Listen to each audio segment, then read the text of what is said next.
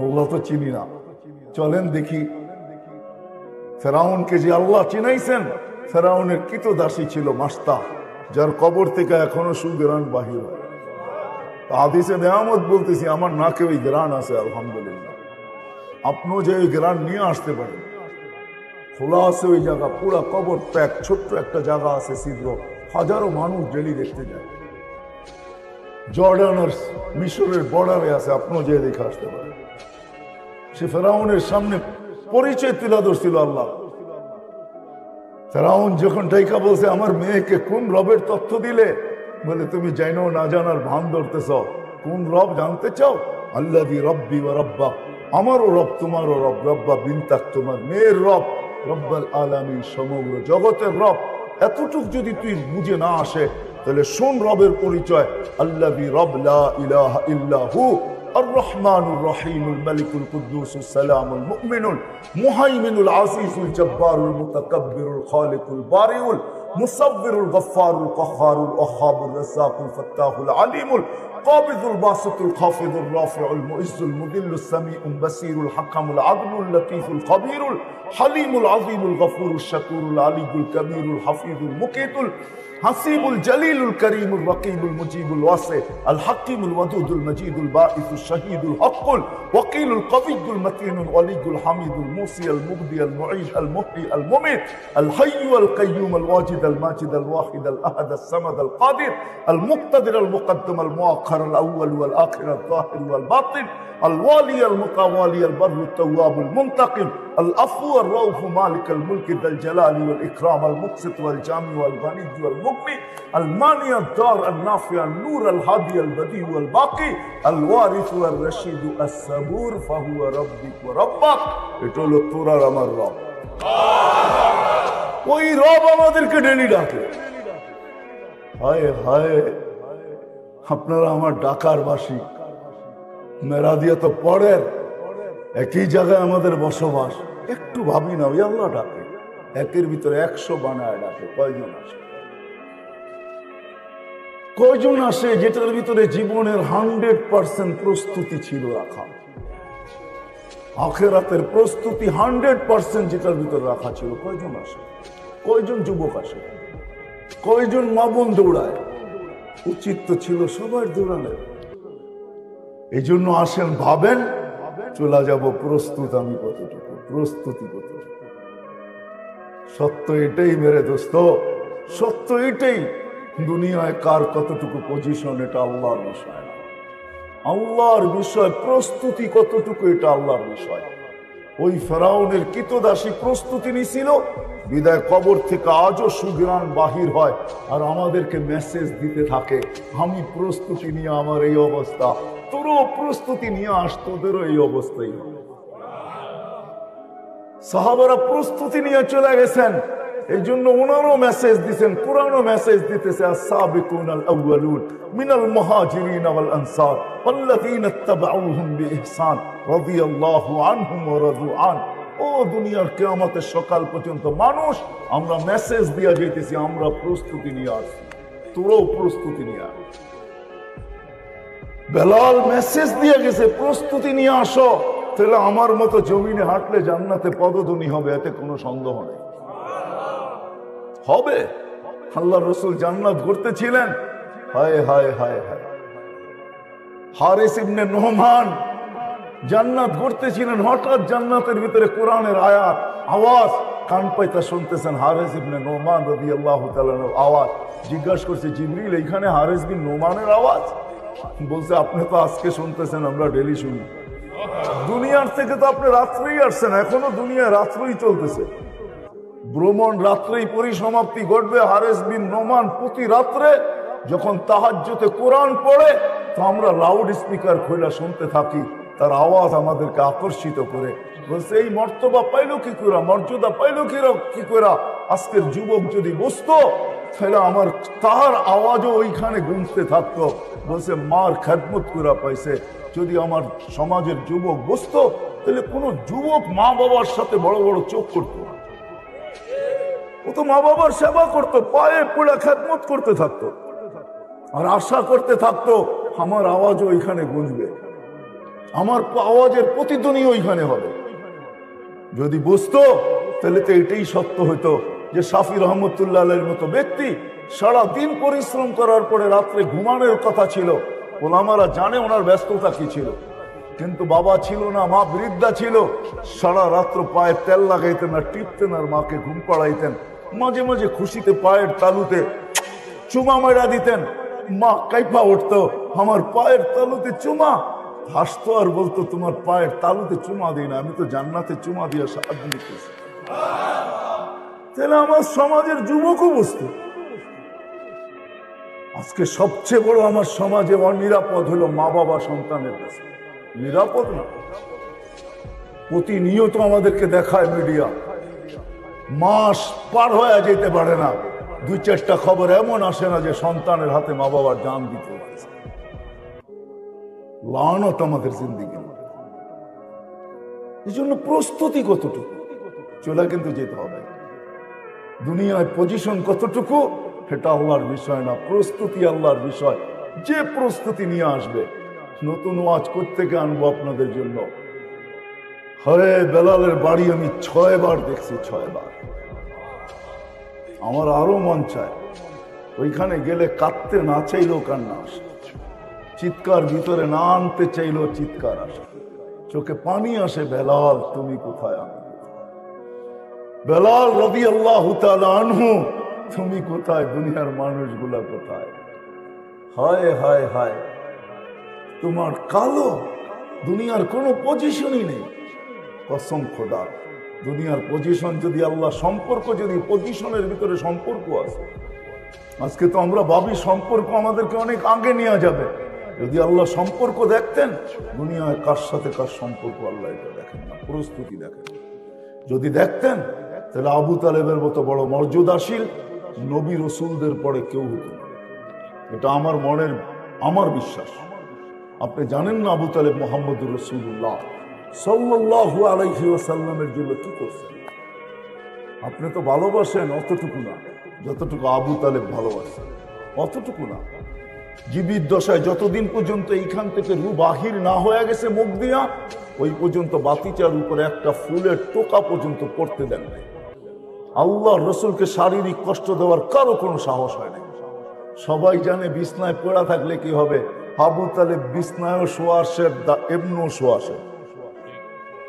আবু তালেব বিছনায় থাকলে কি হবে? না আবু জাহেলেরও ক্ষমতা হয় না, কারো ক্ষমতা হয় না। সবাই অপেক্ষা ছিল এটা যাবে কবে। 44টা বৎসর বুকে রেখা বাতি যাবে। যে আল্লাহ রসুলের হাতের ছোঁয়া পাইলে ভাগ্য খোলে। হায় পিঠের ছোঁয়া পাইছেন। খুতবা দেওয়ার সময় খেজুর গাছে পিঠ লাগায় খুতবা দিতেন মেম্বর তৈরি হওয়ার আগ পর্যন্ত। যেদিন মেম্বর তৈরি হয়েছে, মেম্বরে পা রাখতে দেরি, খেজুর গাছ চিৎকার দিতে দেরি করে নাই।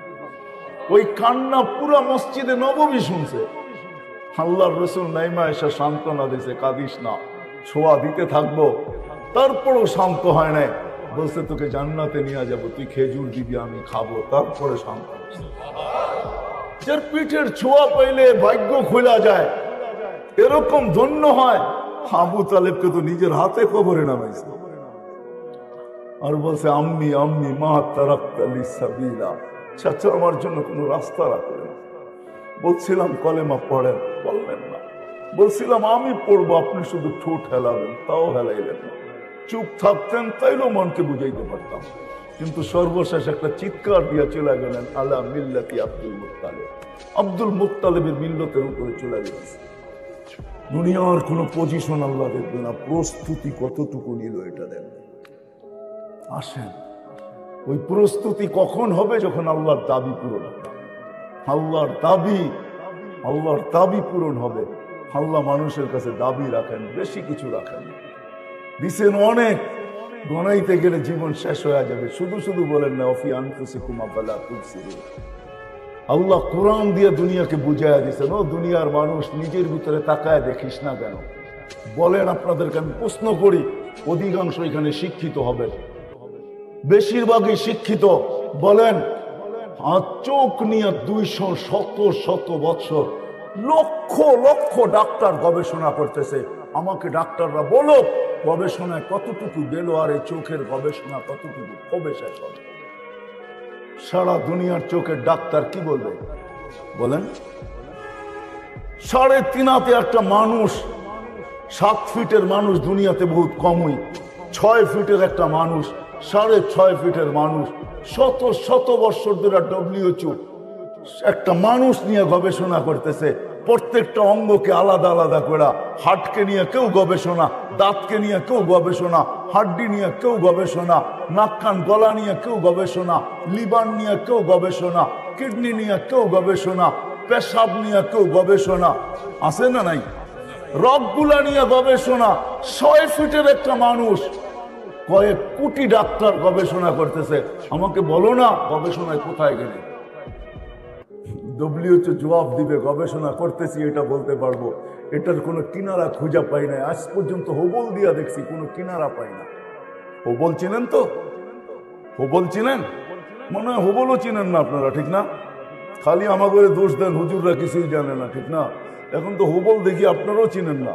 নাসার সবচেয়ে বড় দূরবীন যেটা দিয়ে সৌরজগৎ দেখে ওরা, ওটার নাম হোবল।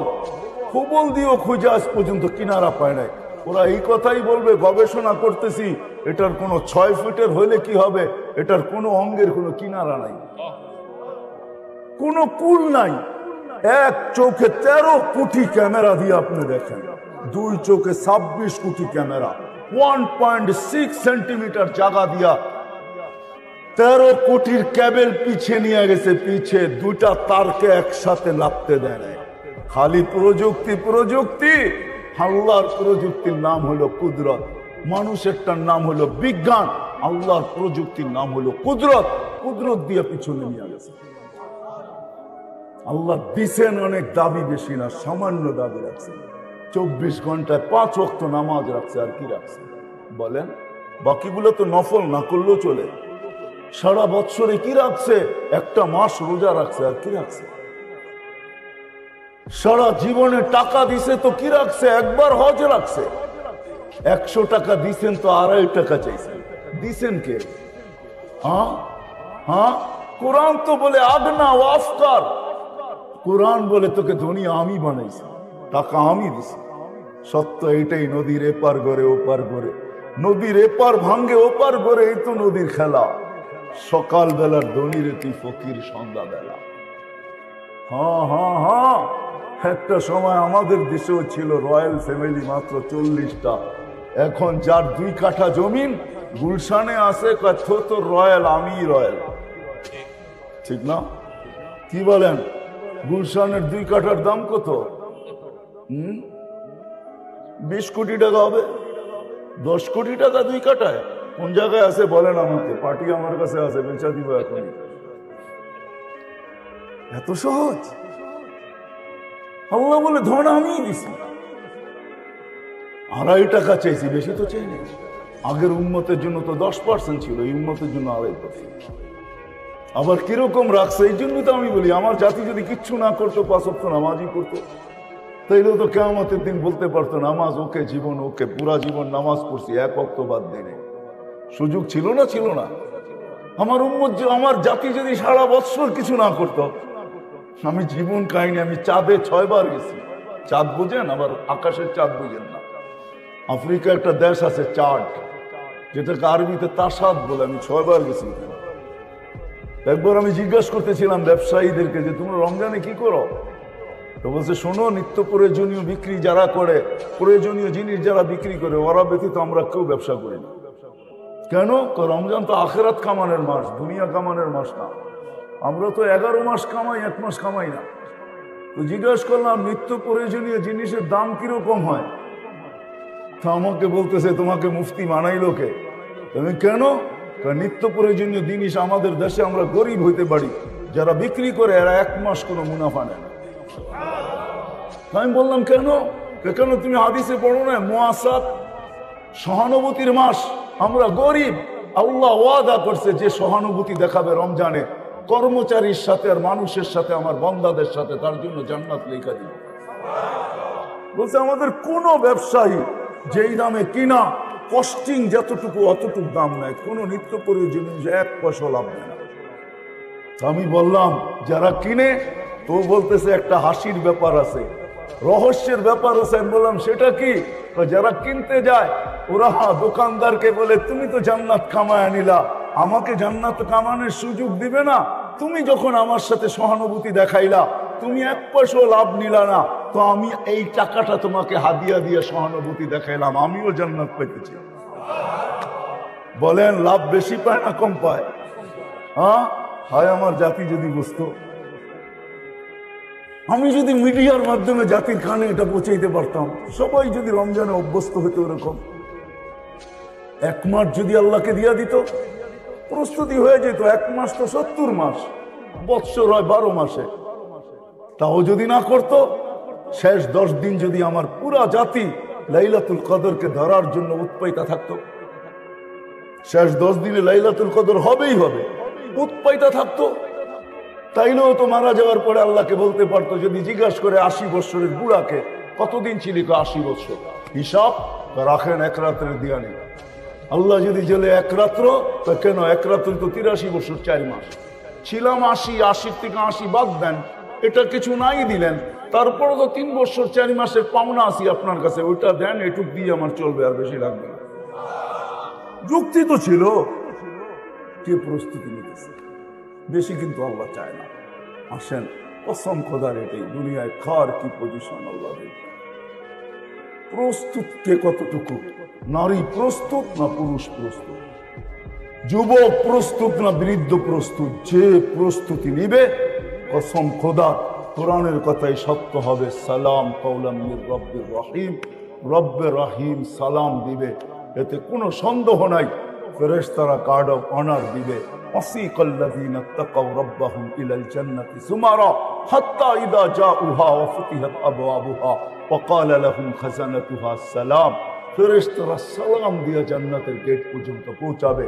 শুধু এখানেই শেষ না, কুরআন বলে ইন্নাল্লাযীনা ক্বালু রাব্বুনাল্লাহ সুম্মা ইসতাকামু তাতানাজ্জালু আলাইহিমুল মালায়েকা আল্লা তাখাফু ওয়া লা তাহজানু ওয়া আবশিরু বিল জান্নাতিল্লাতী কুনতুম তুআদুন।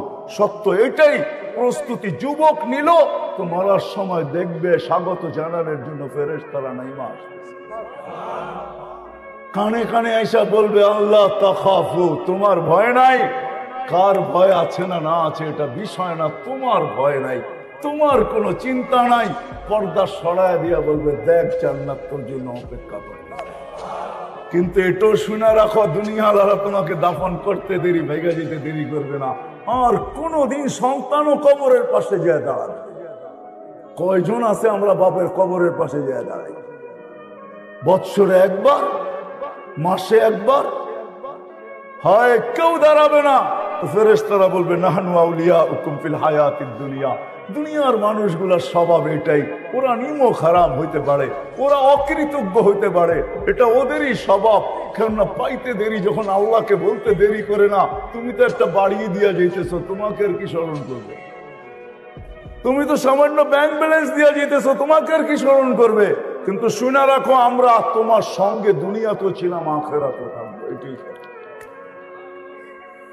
দেখা হবে না কে কত গরিব, দুনিয়ায় কিচ্ছু নাই, এটা দেখা হবে না। এই জন্য আসেন, আল্লাহর দাবি বেশি, আল্লাহর দাবি বেশি না। কোরআন এটাই বোঝায়। আল্লাহ বলে আমাকে রাজি করে আসো, আর কিচ্ছু, শুধু আমাকে রাজি করো। সময় লম্বা হয়ে যাবে, নাহলে আল্লাহকে রাজি করা কোনো কঠিন না, সহজ। আল্লাহকে রাজি করা তো অনেক সহজ, অনেক সহজ, অনেক সহজ, অনেক সহজ, যদি সত্য হয়ে থাকে। ইব্রাহিম আলাইহিস সালাম মেহমান নিয়ে আসছেন, দুপুরে খাওয়াবে, উনি মেহমান ছাড়া খাইতেন না। তো সাথে নিয়ে বসছেন, জিজ্ঞেস করছে তোমার পরিচয়, তো বলে আমি সূর্যের পূজারী বা অগ্নির পূজারী। তো ইব্রাহিম আলাইহিস সালামের দিলে লাগছে আমার আল্লাহকে চিনে না, কি করে খাওয়াই, আমি তো খলিল, কি করে একে খাওয়াই? উঠায় দিছে, কয়েক কদম বাহিরে গেছে, আল্লাহ আওয়াজ দিয়া বলছে খলিল 250 বছর 3 বেলা খাওয়াই, সকালের নাস্তা, দুপুরের খাওয়া, রাত্রের খাওয়া, কমসে কম তো 3 বেলা দেই, 1 বেলা খাওয়াইলেন না, উঠায় দিলেন। বাস বড় দিলে লেগে গেছে, পিছনে ছুটছে, চল খাইতে চল, এত নির্লজ্জ না, উঠায় দিলে আবার প্লেটে ফেরা যাব, এত নির্লজ্জ না। আবার বলতেছে শোনো, আমি জানি তুমি আমার পিছে বাগার ব্যক্তি না, তুমি আমার পিছে ছুটে আসবে, তুমি এই ব্যক্তি না, এটাও আমার মন বলে। কিন্তু বলো মধ্যখানে ঘটছে কি? তো ইব্রাহিম আলাইহিস সালাম চোখের পানি ছেড়ে দিয়ে বলছে, হায় হায়, সত্য বলছিস, আমিও তোর পিছে দৌড়ানোর ব্যক্তি না, আর আমিও জানি তুই আত্মমর্যাদাশীল লোক, তুই আমার প্লেটে আবার ফিরা যাওয়ার লোক না। কিন্তু তোর মালিক ডাক দিয়া বলছে 250 বছর 3 বেলা খাওয়াই, 1 বেলা খাওয়াইলেন না। বলছে সেই মালিক কে? বলছে ওই আল্লাহ। বলছে প্লেটে ফিরবো, আগে হাত বাড়া, ওই মালিকের হইয়া নেই, তারপরে যাবো, এর আগে না। সত্য এটি, সত্য এটি। রেলি হাদিসে কুদসি কোনোদিন সত্য হতো না। মান্না দানি তালাক্কাইতুহু মিন বাঈদ। আল্লাহ বলে ডাক দিতে দেরি, আমি হাতছানি দিয়ে বুকে জড়ায় নিতে দেরি করি। যে আমাকে ডাক দেব, যখন ডাক দেব। এই জন্য আল্লাহ বেশি কিছু চায় না, আল্লাহকে রাজি করা চায়। এখন যদি আপনি প্রশ্ন তোলেন যে আল্লাহকে রাজি করবো কিভাবে, লা তারাহুল উয়ুন, আল্লাহকে তো চোখেই দেখা যায় না। ওয়ালা তুখালিতুহু যুনুন, ধ্যান ধারণায় আনা যায় না। কানের কথা তো শোনাই যায় না, বর্ণনা দিয়ে শেষ করা যায় না। কতটুকু আল্লাহর বর্ণনা দিবেন? আল্লাহর বর্ণনা কে দিয়ে শেষ করতে পারবে? আল্লাহ তো আল্লাহ, আল্লাহ তো, ঠিক না? আল্লাহ তো আল্লাহ, কে বর্ণনা দিবে? দুনিয়ার সামান্য পদস্থ মানুষই ধরা ছোঁয়ার বাইরে চলে যায়, পথ পাইতে দেরি, হাওয়ায় উঠতে দেরি করে না, ঠিক না? আল্লাহ তো আল্লাহ। আল্লাহ বলে সহজ করে দিলাম, সহজ। আল্লাহকে রাজি কি করে করবো? তো আল্লাহ কোরআনে বুঝাইয়া দিয়েছেন, আতিউর রাসূল, আমার বন্ধুকে রাজি করলেই আমি রাজি। আমার বন্ধুকে রাজি করো। আল্লাহ রসুল রাজি, আল্লাহ রাজি। কসম খোদা সত্য এটি। আল্লাহ রসুল যার পক্ষে, আল্লাহ তার পক্ষে। আমরা তো রসুলকে চিনি না। আল্লাহ রসুলকে রাজি করো অনেক সহজ। যে সারা জীবন উম্মতের জন্য চোখের পানি ঝরায় গেছে। লানত আমাদের জিন্দেগির উপরে, উম্মত রসুল চিনল না, নবী চিনল না, এর আদর্শ চিনল না। একজনও পাওয়া যাবে না। আমি তো যুবকদেরকে বেশি বলি, এদের পায়ে হাত রেখা বলি, এখানে এক যুবকও নেই যে যতদিন চুল কাটছে সেলুনে যায় বলছে একদিনের জন্য হইলো, একবারের জন্য হইলো চুল আজকে আমার ইচ্ছায় কাটবে। আমার ইচ্ছা মতো কাটা হবে না, তোমার ইচ্ছা মতো কাটা হবে না, তোমার সেলুনের ডিজাইন মতো কাটা হবে না। আজকে আমার চুল আমার নবীর স্টাইলে কাটা হবে। এক যুবক যদি বলতো, জীবনে যদি একবার কাটা বলতো, এটা যদি নিজের কাছে রাখতো, আমাদের জীবনে যদি কোনো নবীর সুন্নত সঙ্গী হইতো, যে আমি কোনো সুন্নত পালন করতে পারি না, একটা সবসময় মজবুতির সাথে বলছি, এমন কোনো সুন্নত তো নাই। বরং নবীর সুন্নতি সবচেয়ে বেশি দীক্ষিত, ঘৃণিত, অবহেলিত, লাঞ্ছিত। হায় হায় আফসোস, যে নবী সারা জীবন 23টা বৎসর আমাদের জন্য চোখের পানি ঝরাইতে ঝরাইতে গেছে। কোন মুহূর্ত নাই যে মুহূর্ত উম্মতের জন্য চোখের পানি না ঝরাইছে। সমস্ত কিছু উম্মতের পক্ষে না নিছেন, সুযোগ যেটাই আসছে উম্মতের জন্য কাজে লাগাইছে। একটাই দেখাইতেছি, কোরআনে আছে অদ্দোহার ভিতরে, সাউফা ইউতিকা রাব্বুকা ফাতারদা। আল্লাহ বলছে বন্ধু আপনাকে রাজি করব। ওই মুহূর্তে হাত উঠায় বলছেন, লান আরদা হাত্তা ইয়াকুনা ওয়াহিদ মিন উম্মতি ফিন নার। আমার একজন উম্মত জাহান্নামে থাকা পর্যন্ত আমি আপনার উপর রাজি হব। মানুষ চেয়ার পাওয়ার জন্য জান দিতে রাজি, নিতে রাজি। কি সত্য না? চাই সেই চেয়ার ছোট পদের হোক, মেম্বারই হোক, চেয়ারম্যানই হোক, উপরের গুলা তো বাদই দিলাম। আল্লাহ রসুলকে আল্লাহ মাকামে মাহমুদ দিছেন। কুরআন বলে ফাতাহাজ্জাত বিহি নাফিলাতান লাক আসা আইয়াব আসাকা রাব্বুকা মাকামান মাহমুদা। আমরা আযানের দোয়ার ভিতরে পড়ি, আল্লাহ রসুল বলছেন মাকামে মাহমুদের দোয়া করি, আল্লাহুম্মা রাব্ব হাযিহিদ দাওয়াতিত তাম্মা ওয়াস সালাতিল কাইমা আতি মুহাম্মাদানিল ওয়াসিলাতা ওয়াল ফাযিলা ওয়াদ দারাজাতার রাফিয়া ওয়াবআসহু মাকামান মাহমুদা। ওই চেয়ার যার জন্য আল্লাহ নিজের পাশে রাখছেন, কিয়ামতের দিন যাবে কিন্তু বসবে না, হাত রেখে দাঁড়ায় থাকবে। আল্লাহ বলতে দাঁড়া, আপনার উম্মত তো চেয়ারের জন্য পাগল ছিল, কতজনে মরছে আর মারছে, চেয়ার পায়া বসেন না কেন? তো বলে আমাকে বসায় কি করতে চান? আমি যদি বসা যাই তো উম্মতকে হাউজে কাউসারে পিপাসিত উম্মতকে পানি দিয়ে পান করাবে। ওইখান থেকে ছুটা যায় মিজানের পাল্লায় কে মনিটরিং করবে যে পাল্লার সামনে না ঝুঁকলে ওইখানে দাঁড়ায় হাত তুলে আপনার কাছ থেকে সামনে ঝুঁকাবে কে? পলসেরাতে আটকায় গেলে পার্কে করাবে। আমি বসবো না, আমি তো 3 জায়গায় ছুটতে থাকবো আমার উন্নতি। আসেন রসুলকে রাজি করলি আল্লাহ রাজি। শেষ জায়গায় চলে আসছি। আপনি যদি বলেন যে রসুলও তো নাই, ওনাকে রাজি করবো তো করবো কি করে?